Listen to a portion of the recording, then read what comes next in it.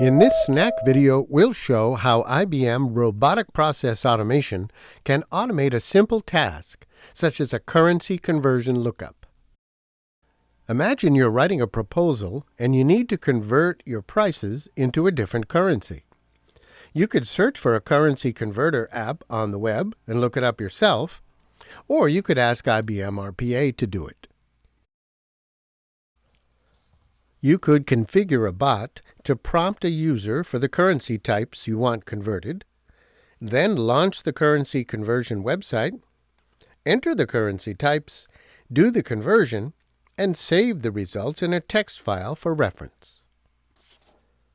If we run it from IBM RPA Studio, it would look like this. The first input box asks for the from currency, and the second asks for the to currency. Next, the bot launches the browser and navigates to the currency conversion website. It populates the form with the to and from currencies just provided.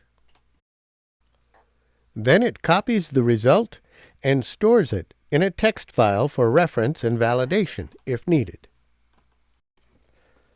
If we look in the My Documents folder, there's a text file with the data just created by the bot.